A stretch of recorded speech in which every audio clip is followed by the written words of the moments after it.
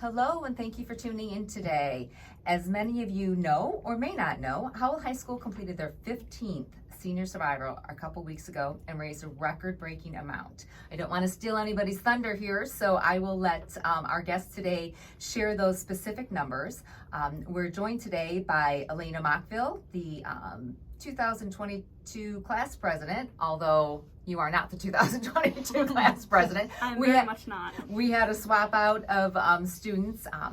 The seniors graduated last Friday, correct? So we were fortunate enough to be able to have our guests come in. So we have Elena Mockville and Brooke Studebaker, who both of these young ladies are survivor participants. And then we also have Gabby DiNatella with us, and she is the student council advisor and also the class of 2022 student advisor. So welcome and congratulations to all of you on Senior Survivor and of course graduation, which took place just last weekend. So why don't you take a minute and all three of you just kind of introduce yourself and we'll go from there. Okay, hi, I'm Brooke Studebaker. Hi, I'm Elena Mockville. Hi, I'm Gabby DiNatella Park, and I'm the student class advisor at Howell. Wonderful. Well, again, thank you so much for coming in. I know that you're already graduated, so now this is a little bit of your downtime, and here we are bringing you back in. But I just think this is an amazing program that Howell High School adopted and has really grown over the years. I'm a graduate of Howell High School. My kids have gone to Howell High School. One of my kids participated in it, and it was nowhere near the magnitude that it was today. So with that, we're going to kind of dive right into that. And Gabby, I'm going to have you kind of talk a little bit about Survivor, how it started and how it's progressed. Okay, it started in 2008. So Bob Starkey, who was the class advisor back then, he took a group of students to a conference in Illinois, and they saw this presented at a conference and decided to come back to Howell and try to get it going at Howell High School. Well, when they came back, we all thought they were a little crazy. Like, you're going to spend the night with all of these students in the school for a week. But it ended up being very successful. They wanted to do that in honor of one of their classmates who had passed away in 2005. That was Mackenzie Watts. So the very first senior survivor benefited a scholarship fund in her memory. So she would have graduated with the class of 2008. So they raised $5,000 to fund a scholarship. That scholarship fund has grown and grown and grown, not through Survivor, but through other funds. But that was the first thing that we did. So it was really impressive, and it's continued on for 15 years now. Wow, well that's a little bit of the history that I didn't realize. I knew that that first year it was for a scholarship fund, but I did not realize that that scholarship fund is still going and it's privately funded. So that is that's just another attribute to how unique and passionate this program is, and the community has really embraced it. So Brooke, and I'll ask both of you this, but what exactly is the application process for Survivor, to become a Survivor? So we kind of have a unique, I would say it's unique audition process kind of thing. Is you basically submit a video via YouTube, or I know there was another platform, but I can't remember what it is. And basically you just like make a really creative video that just shows off your strengths and what you think like is really important about whatever the cause is. And I think it's really fun. So yeah. So I've seen a lot of these videos. A lot of them are, like you said, on Facebook, Yeah. and they get published around. So how do you come up with, how do you brainstorm? And because the content is kind of what gets you chosen. Yes. So obviously you want to Yes. kind of outdo, that's the competitive spirit of it, is Yes. you want to outdo all your classmates and come up with the best video. How do you just sit there and be like, okay, I'm going to do this, this, and this? I just kind of like, I'm a very creative person, so I just get like ideas that just pop into my head. And so like mine this year was kind of like an FBI kind of thing, and so I just like thought of that one and I just kind of stuck with it. So okay. And Elena, how did you kind of brainstorm? What was your motivation, or what was your grand idea?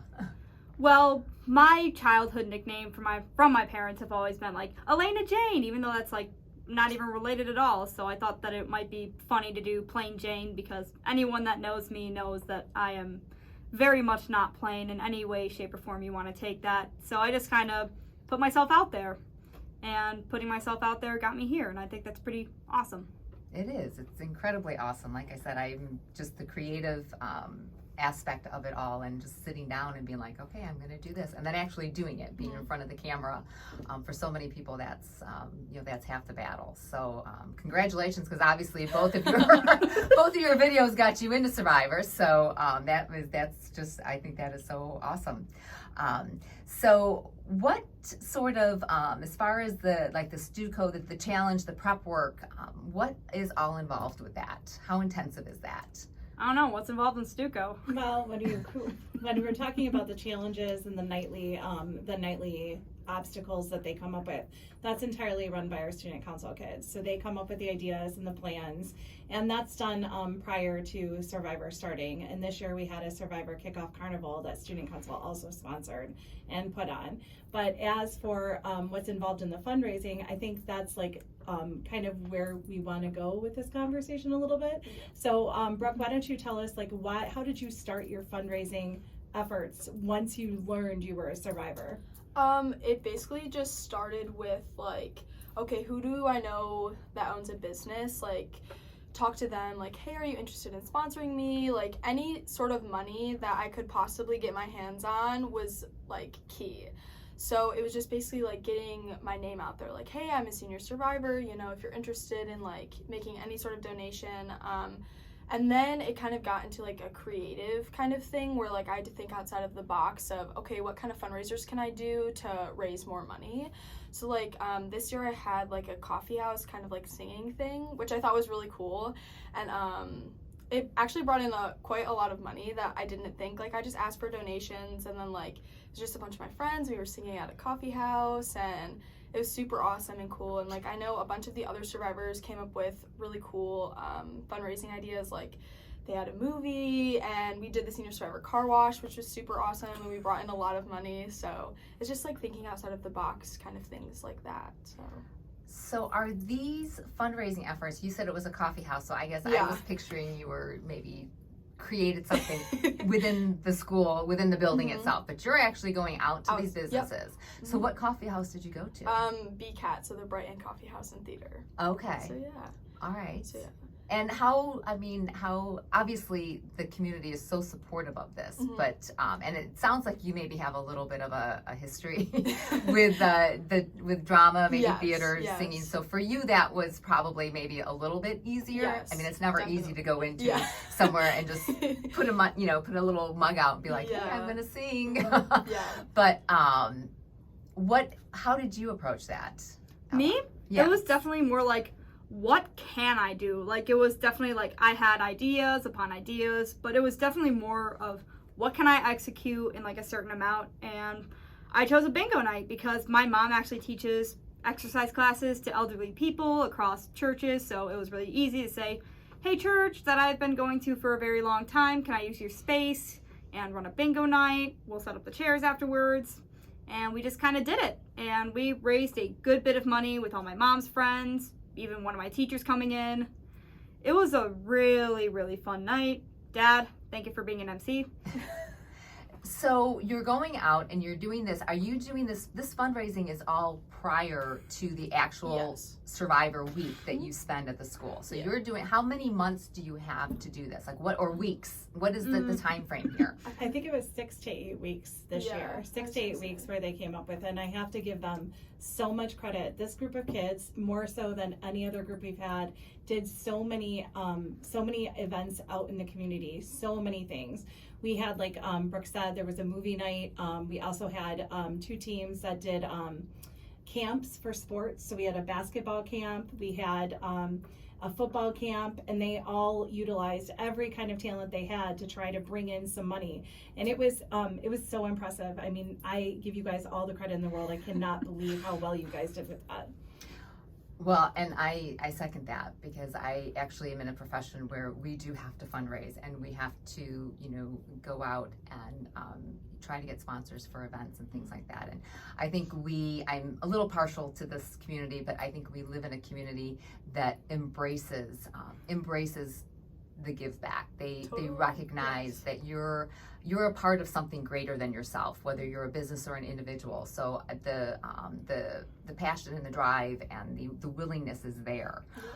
So like I said, that takes, it's not an easy thing to always do. So that takes a lot of, you know, you have to be motivated to do that. So, but I'm more excited about what the outcome was. So I have your brochure right here, and it lists the history of all the amounts raised. So back in 2008, I mean, it started out with raising $5,000, which is a tremendous amount of money. And then you travel to 2022, and you're at $232,369.99. That is, I mean, I am blown away by that dollar amount. That is huge. And over 15 years, it's been over $1 million. I mean, $1 million. That is, I mean, that's money that people sometimes you just can't even grasp that.